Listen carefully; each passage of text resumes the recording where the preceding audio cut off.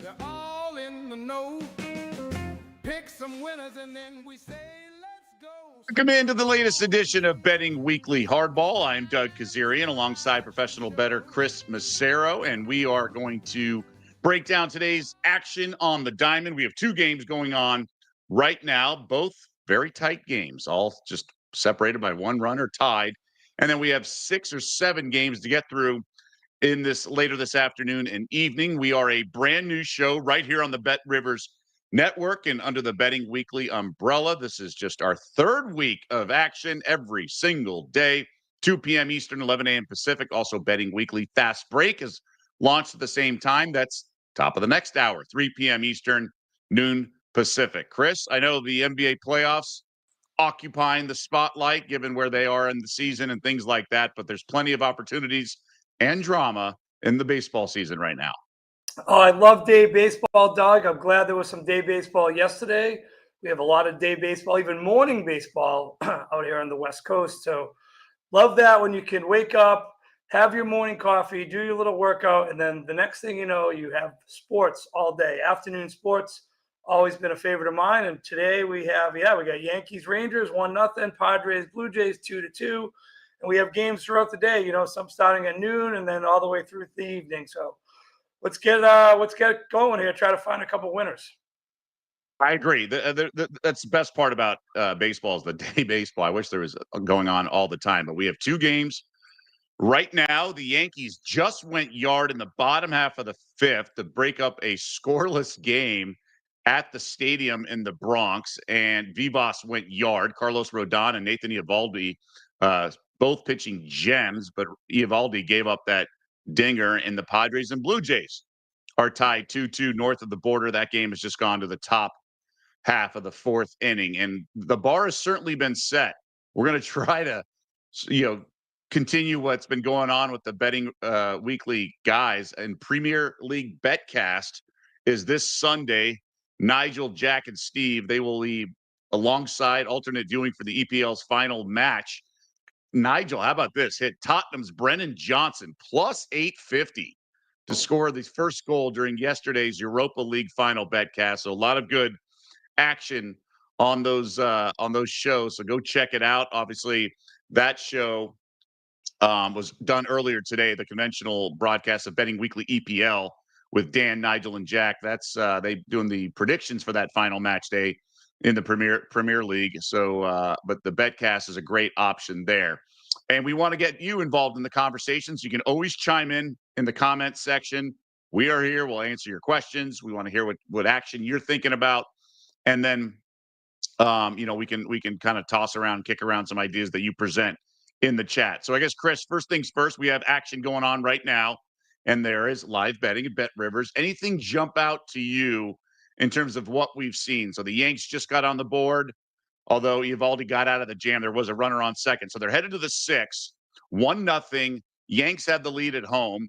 They are minus $4 on the money line, 3.5 the total. So obviously not a lot of runs expected the rest of the way. Anything stick out to you there? Not really. These getaway day games, you got to be careful on looking at overs, because a lot of times not only the players but the umpires are trying to get out of there quick, and especially when you have 2 great pitchers like Rodon and Eovaldi has been this year. It's it's scary to be on an over. I have been looking a lot in play. And this has been a system I've been looking at. I've mentioned it to you a couple of times. It's not just 100% bet on it every single time. What I do is I like to look at the game, and depending upon where the starting pitcher is, if he's already out of the game, that's a plus. But if he's in this case like Eovaldi and Rodon, they're pitching really well, I wouldn't technically do it on this point. But a lot of the times when it gets to the 6th inning, the starting pitcher's out of the game. And if you have noticed, the bullpens this year around Major League Baseball have been all-time atrocious.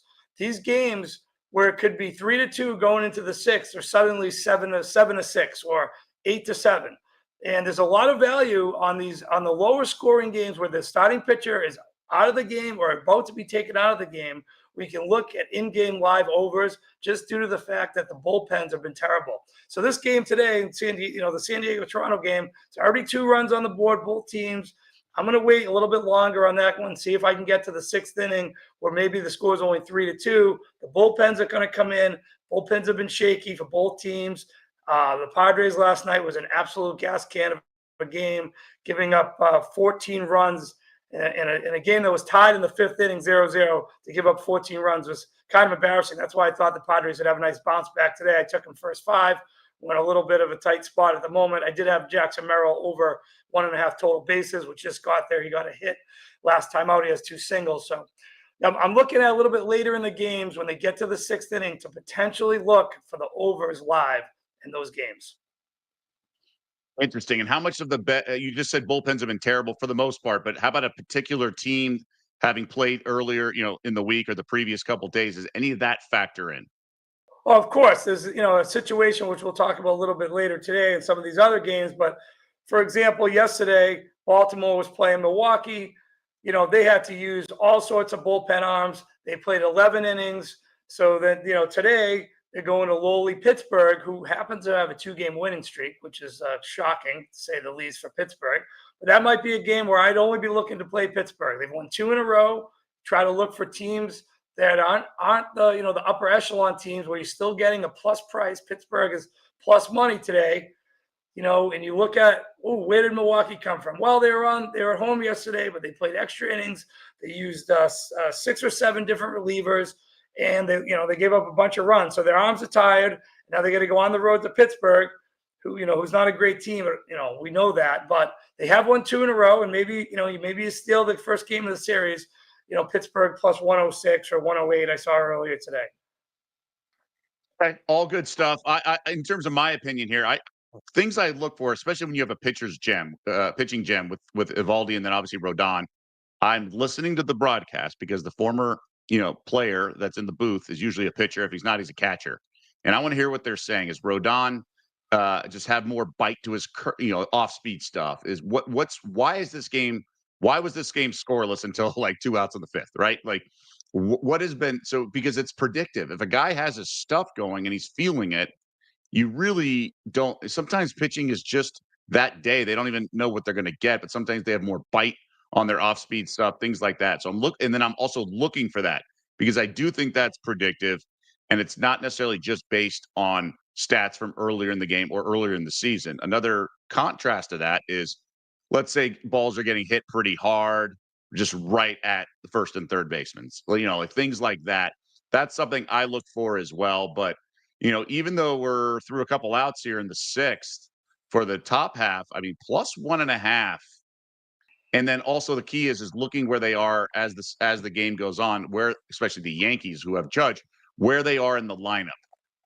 If Judge makes the last out, now this is factored into the algorithms, but if Judge made the last out, things like that. So he may not, so he's going to get another at bat, but looks like Goldschmidt, the 4th spot, is going to lead off the bottom half of the 6th, and Judge is batting the 2 spot. So he was one of the final at bats in that 5th inning. So there's some incentive there to kind of fade the Yanks, maybe look at plus 1.5 and just bank on the Rangers bullpen, things like that. Chris, that all sound familiar to thought process for you? Yeah, it sounds good. It's been the Rangers though have been one of these teams. It's just tough to rely on them. They've been getting great pitching.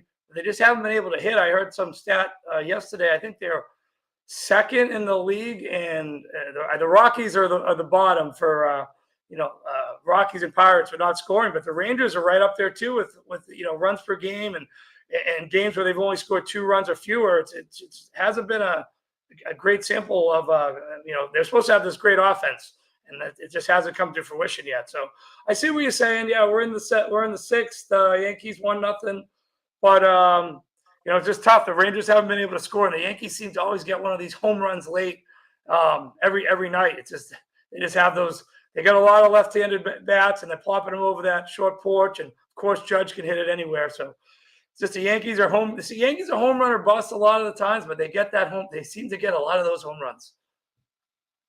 They do, but the market's been pricing it accordingly. So even though they're in first place and they seem to win like we all think, they're actually have not had great return on their money line. They're only up a half unit, give or a couple cents there, but up a half unit if you bet them 1 unit every game. So the market is pricing them pretty fairly, even though they come into this game 10 games above 500. The other game that is underway currently in the top of the fourth, San Diego has 2 on and 1 out in a tied game.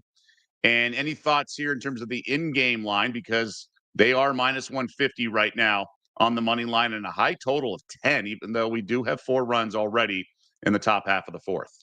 Yeah, I'm surprised San Diego hasn't hit this Francis a little bit better. I know they got 2 in the second. They've had some guys on, but this guy's really been a terrible pitcher this year. That's why I went with the Macero props. He's been really bad against left-handers. So I'm not going to jump in at the moment because, as I mentioned, I do have San Diego first 5, which was minus 115. So hopefully I can get a run here. Then they can get through the 5th, and then I'm going to probably look for an over later once we get to the 6th inning. As long as the bull starters are out of the game, because once these bullpens come in, a lot of crazy things seem to happen. Okay, so we'll keep an eye on that as we turn the page on this show to games that have not started. And Pirates on the verge of Major League Baseball history, but the one you don't want, futility. Pirates are hosting the Brewers today. Pittsburgh has gone 26 straight games, scoring 4 or fewer runs, and that ties a modern era record. 1931 Boston Braves, the 1969 California Angels.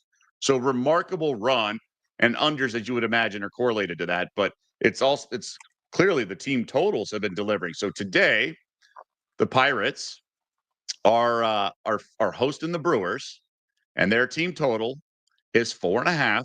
Under is juiced, $1.40 range.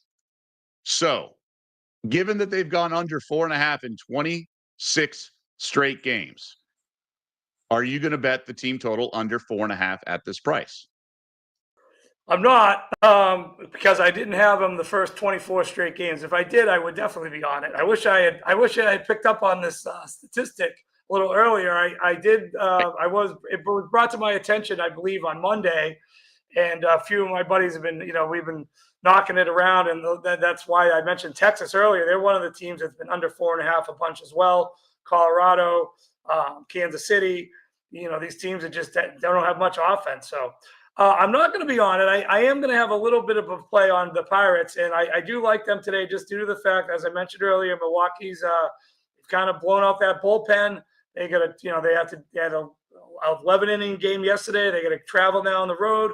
And the Pirates have won 2 in a row. And like I said, I like to try to catch these teams on a streak before the streak actually happens. And a lot of times it's a team you're not expecting to go on the streak. So, like, for example, later on we can discuss the Washington game. They've won 4 in a row. Wow, Washington Nationals, not a good team, 4 in a row. Probably got plus money on all those games. So I'm going to have a little play on the Pirates.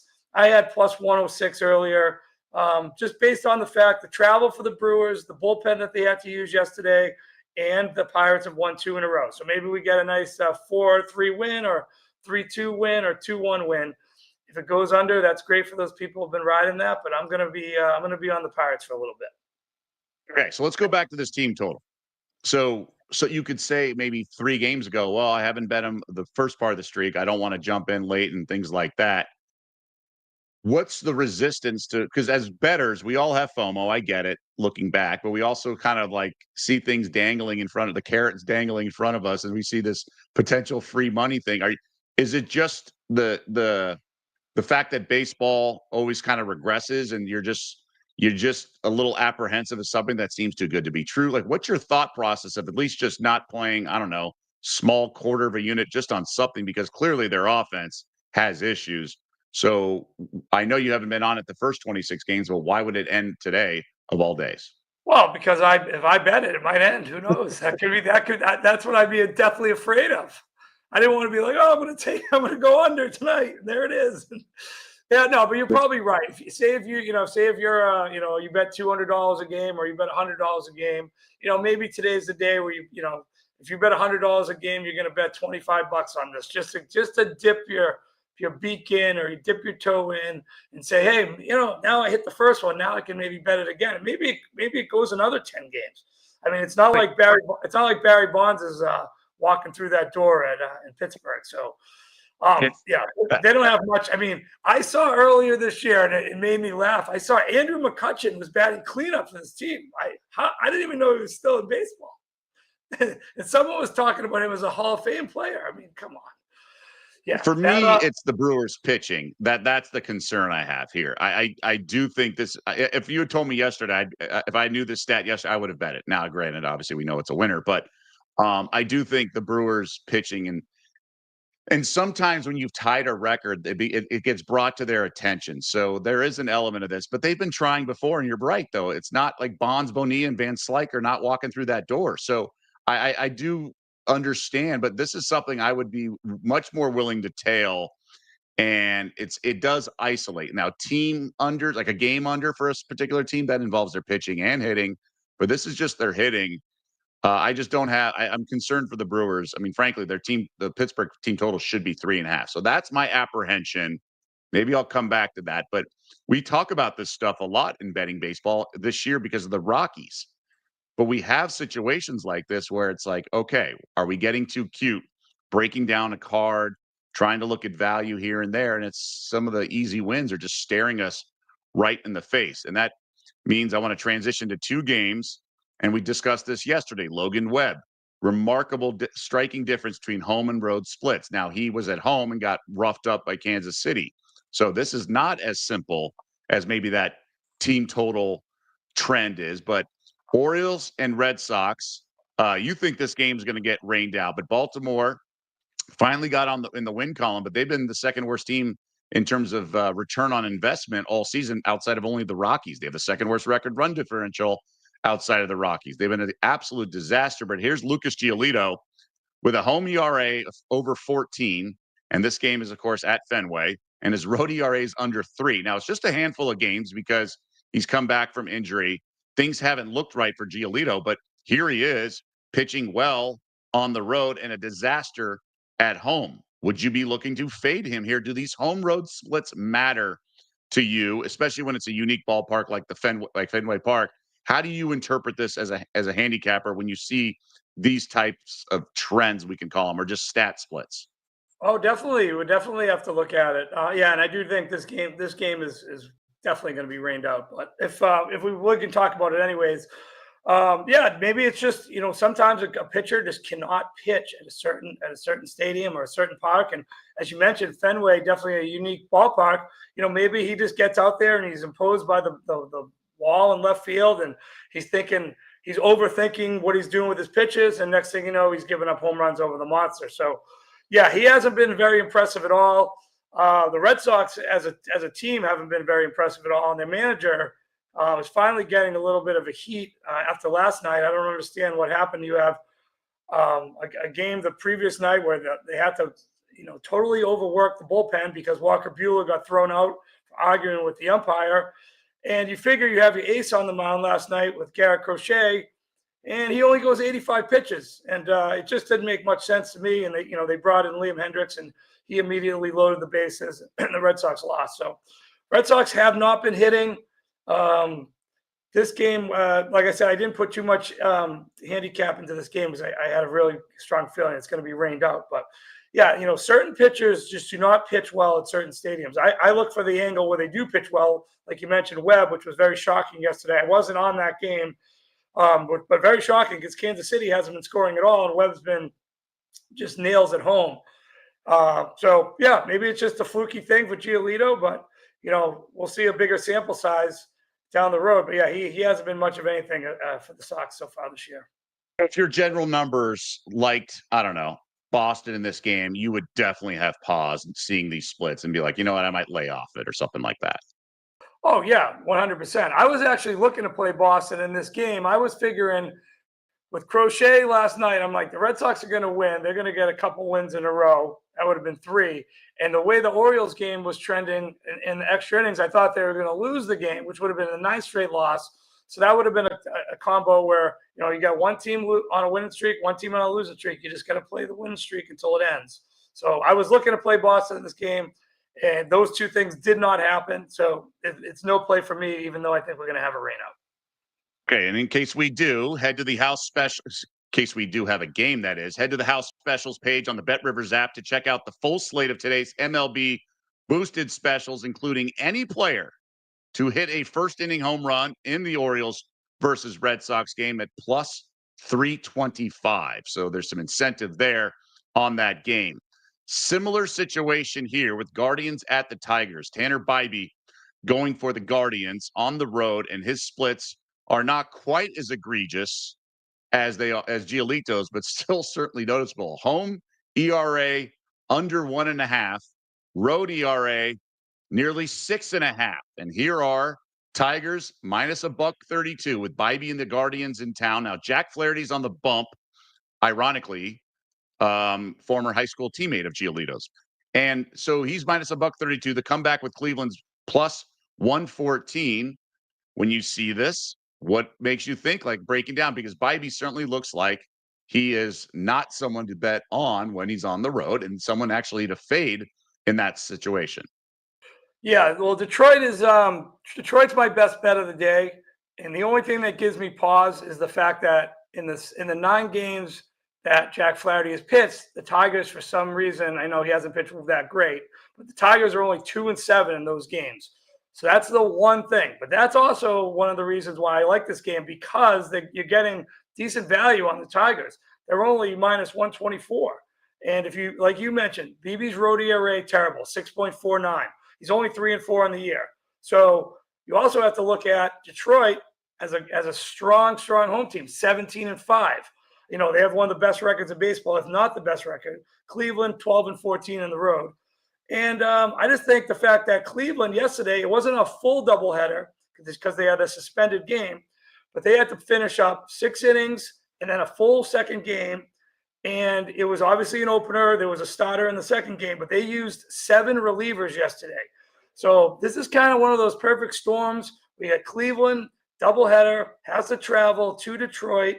Detroit had a earlier game. You know, they had to travel too, but they're at home. And they're a great home team. The only little bit of a hiccup is Jack Flaherty, who did pitch well his last game, 5 2/3, only gave up 2 earned runs, had 6 strikeouts. So I think he's going to maybe find his form, maybe, you know, get another good start under his belt. And hopefully the Tigers offense continues to hit. They've been playing really well. I really like the Tigers in the first 5. I like them in the game. I just think there's going to be, you know, the ERA speaks for itself for BB. It just hasn't been good on the road.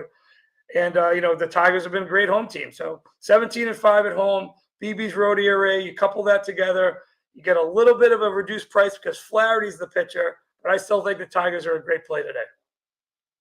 I agree. I think the Flaherty's shaky, but you kind of know what you're going to get in a good way with him on the bump. I'm backing this as well. I like first 5 over 4.5 runs. I'm doing that instead of the game total because I want to isolate both starting pitchers. Flaherty's a little shaky. I think Cleveland's offense can get to him. So I like the plus 114 over 4.5 runs in the first 5. And I like the Tigers team total over 4.5 runs as well. I think I'm going to ride that momentum with that road home split and just bank on the Tigers getting some runs. And over 4.5 runs for Detroit is also plus money, plus 115. So I do put stock in that. I just didn't want to back in case Flaherty gets touched up.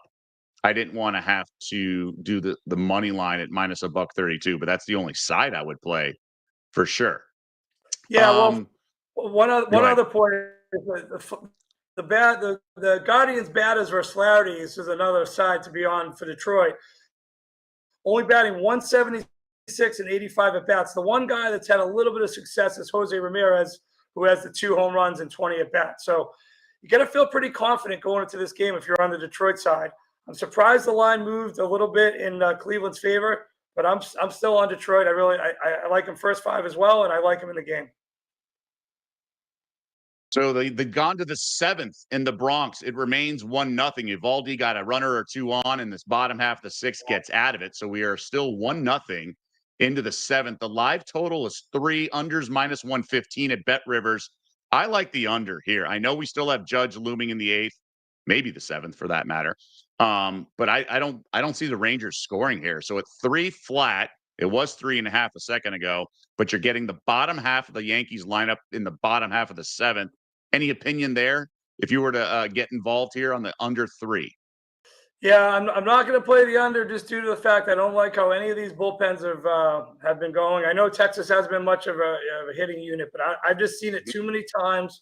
These bullpens come in, even the closers. Who's a dominant closer these days? It's just There's no Mariano Rivera's out there anymore. So I steer clear of these unders.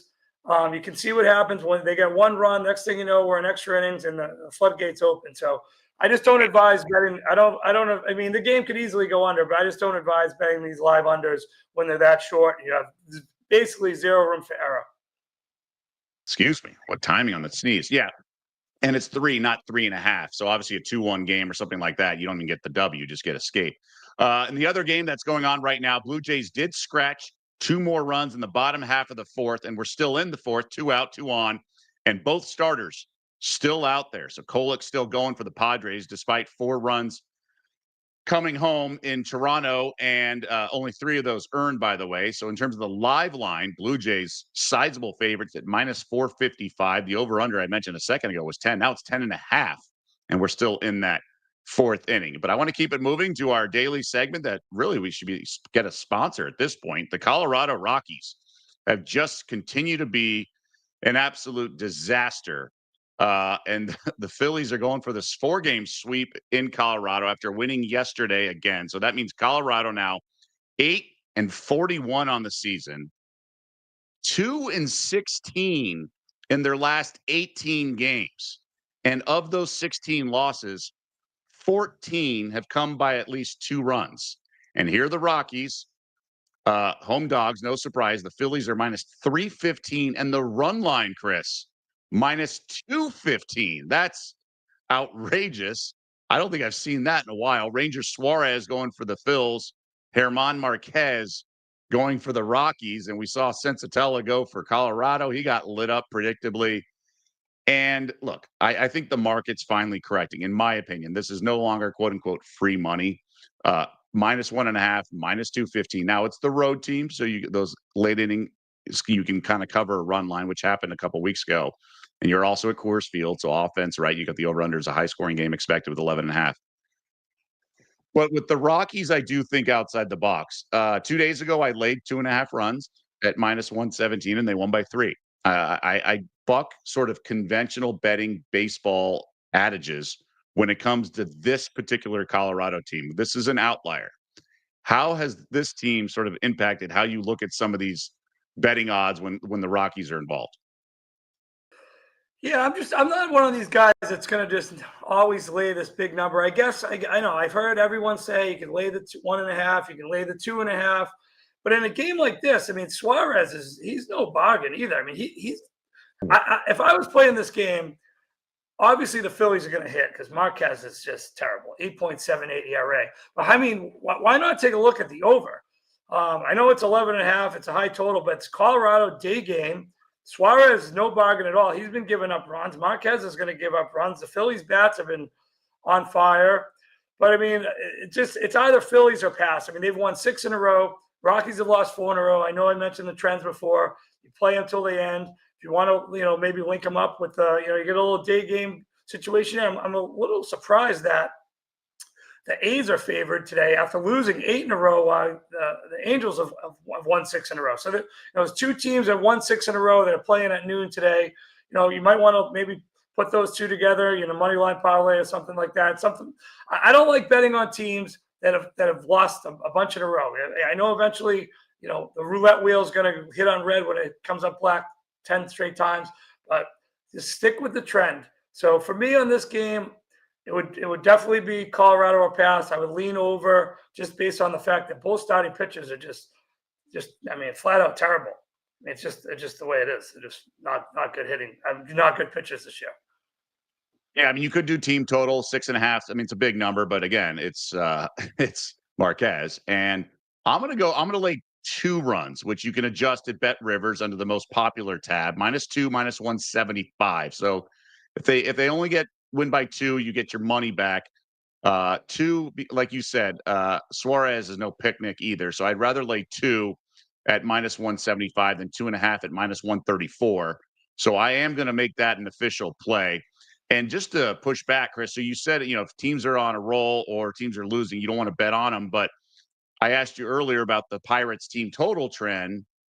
But I guess it's a different philosophy when it comes to a thing that doesn't involve winning and losing. It's like team totals, you're always a little apprehensive, but money line sides, you do have sort of the philosophy. Yeah, definitely.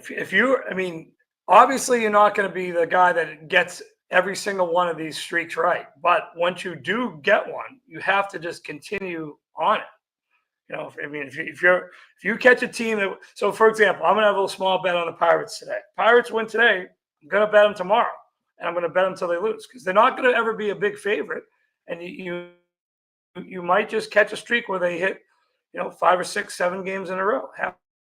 Happens all the time. So, I mean, look at Okay. the Nationals. They've won Gotcha. 4 in a row. I didn't have the All Nationals those 4 games, but you just gotta look for things where it adds up, it makes sense. And if the team's winning, a lot of time, you have people and other methods where they can martingale it. Oh, eventually they're going to win. Eventually they're going to win. Well, in baseball, it doesn't work that way. And teams go on long losing streaks all year, and they go on long winning streaks all year. Sometimes it doesn't make any sense. Sometimes the pitcher is terrible, but they somehow have a crazy rally and they win. They walk it off. Just one of those weird sports where if you have the right camaraderie in the clubhouse and things are going the right way, you can go on these crazy winning streaks. And the same goes for when you have the wrong energy in the clubhouse, these losing streaks can can snowball. I agree. I definitely agree with like when things are vibing, teams are on a roll, you do not want to bet into it. And the whole martingale thing is really silly. I've talked about this in the past. When there's a win streak and you try to martingale and get cute and zag when everyone's zigging, you can only be right once. Okay. But you can be wrong a bunch of times if you bet into the martingale. But whereas if you tail a streak, yeah, maybe you're a little late to the party, but you can only be wrong once. So let's just say we jumped on the Pirates under 4.5 runs and they happen to break out the bats today. Okay, you lost one bet, but you could tail it and they can go 31 games, 33 games with this. And even in my case, I would just probably bet them the rest of the year under. I don't think the offense is changing. But so even if I did, I don't think they're all of a sudden going to wake up and knock the cover off the ball moving forward. Quick update, by the way, from the stadium. Thanks to a wild pitch, the Rangers do have a runner in scoring position, which would be the tying runner. So it's a runner on second, but 2 out now. And Garcia is at the plate. Oh, no, Peterson's up now. So 2 outs, runner on second in the 7th inning for the Rangers, and it's still 1-0. Meanwhile, the Blue Jays are still up 4-2. So the Padres got out of that mini jam, which was 2 on and 2 out. They're now in the top of the 5th, 4-2 Toronto, home team with the lead. I want to check in on some other games. Interesting matchup on the bump. Mariners at the Astros. George Kirby for Seattle making his season debut. That was delayed with a shoulder injury. He's pitched pretty well in recent years for Seattle. And Lance McCullers, who we discussed, Chris, the last time you were on this show, he was coming off an outing where he had given up 7 earned after recording just 1 out. His family was getting death threats. Police in Houston had to get involved. McCullers, tip of the cap to him, did bounce back. 4 innings, no earned, and got some solid pitching. He did need 83 pitches to get through 4. So here he is back on the bump as the home team here. Astros are hosting Seattle, and they are the home dog. Mariners are $132 on the road, over under 8.5.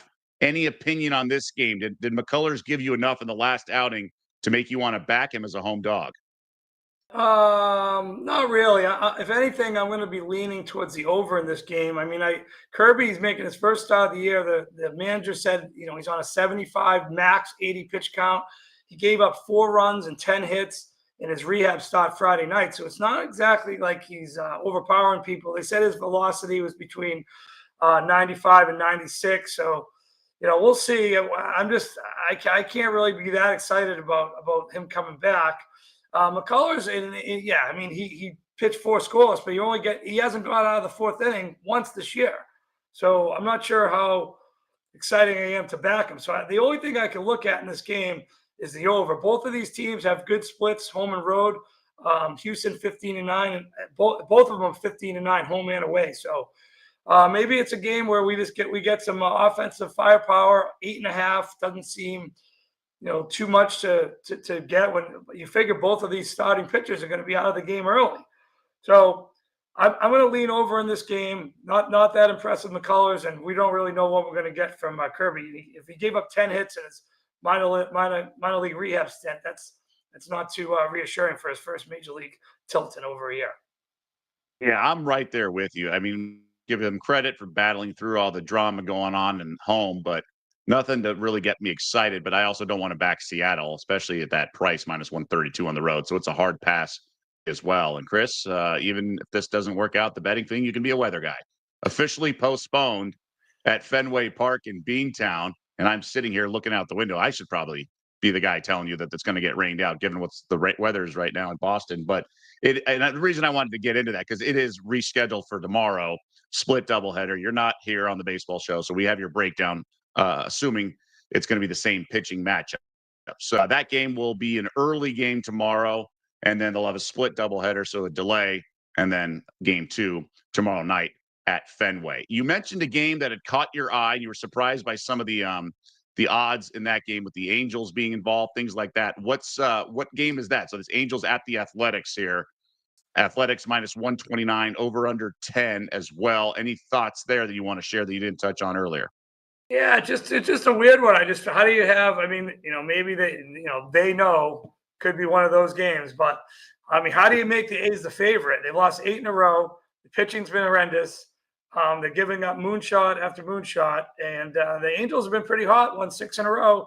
Granted, Anderson has been giving up. He's given up a few home runs. He's given up 2 home runs in 3 of his 9 starts. He's given up 9 home runs this year. So you kind of got to look for some sort of home run action in this game, some sort of home run props.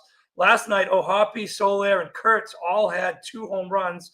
O'Hoppe and Soler for the Angels, and Kurtz, the young kid from the A's. Kurtz is plus 550 today. He is 0 for 14 versus left-handed pitching, but it's a very small sample. Maybe the kid's just getting hot at the right time. You get a day game, might be worth a shot, plus 550 on a home run. O'Hoppe and Soler are plus 370. I may have a little bit of small like quarter unit bets on these guys, trying to see if we can get lucky. The guys were hot last night. Maybe they stay hot. I don't know if you saw some of the replays of those home runs last night. O'Hoppe hit one 470. Absolutely smoked. There's been been a launching pad up in Sacramento this year. And it's for sure has. So keep an eye on that over under, especially in-game wagering, as you have a little afternoon start. So that game's less than an hour away. Mark Leiter Jr. had 2 on in scoring position and 2 out, gets out of the jam.